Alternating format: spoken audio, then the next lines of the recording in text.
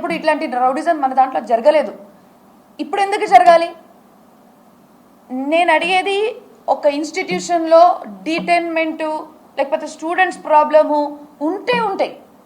అది కూడా ఒకటి ఇద్దరు కాదు. మనం we have ocean of students, 70,000 students. ఏదో ఒకటి బాధ ఖచ్చితంగా ఉంటుంది.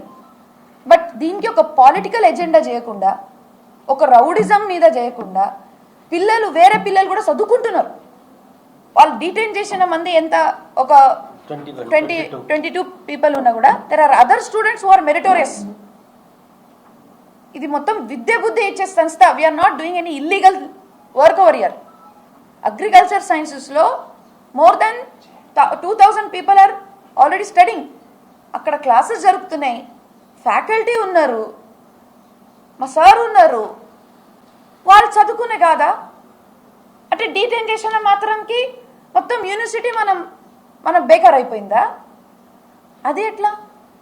ర్యాంక్ హోల్డర్స్ ఉన్నారు, అగ్రికల్చర్ కాలేజెస్లో టాపర్స్ ఉన్నారు. మన దగ్గర బయట పోయి, మన దగ్గర నుంచి బయట కంట్రీలో మన అగ్రికల్చర్ ఇన్స్టిట్యూషన్కి రీప్రజెంట్ చేసే వాళ్ళు ఉన్నారు.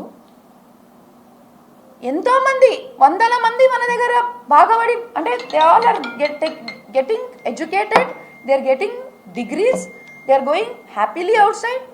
మంచి వాళ్ళు జాబ్ చేస్తున్నారు, దే ఆర్ ఫీలింగ్ కాన్ఫిడెంట్, వాళ్ళ ఆశలు తీరుతున్నాయి. ఇక్కడ అగ్రికల్చర్ సైన్సెస్లో నేను ఒక అగ్రికల్చరిస్ట్ కావాలి, ఇదంతా పాజిటివిటీ నడుస్తున్నప్పుడు ఒక 20 మంది డీటైన్ చేసే కారణం ఏంటి? ఫస్ట్ తెలుసుకోవాలి. కారణం ఏంటిదంటే 5 సారి వాళ్ళకి ఛాన్స్ ఇచ్చినా కూడా వాళ్ళు ఒకవేళ ఫెయిల్ అయిపోతే will be they able to be a better agriculturist. దాని పేపర్స్ ఉన్నాయి, దాని డాక్యుమెంట్స్ ఉన్నాయి, పిలుస్తాం. ఎవరి పేరెంట్స్కి ప్రాబ్లం ఉంటే పేరెంట్స్ వచ్చి మాట్లాడమనండి. But it should not be a political agenda. And this is the situation between the student and the faculty and the management. వీళ్ళు ముగ్గురే దీంట్లో మాట్లాడాలి.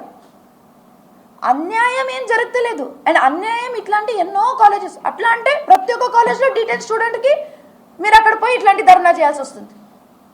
అది కరెక్టేనా? ఓన్లీ మల్లారెడ్డి యూనివర్సిటీలో మాత్రమే డిటైన్ చేసిరా? వేరే యూనివర్సిటీలో అటెండెన్స్ తక్కువైనా, ఫెయిల్ అయినా డిటైన్ చేయరా? చేస్తారు కదా. అయితే అక్కడ పోయి ధర్నా చేస్తారా? కాదు కదా. పోయి వచ్చిరు, ధర్నా ఎందుకు? మ్యాన్ హ్యాండ్లింగ్ ఎందుకు? మన ఫ్యాకల్టీతో మ్యాన్ హ్యాండ్లింగ్ ఎందుకు?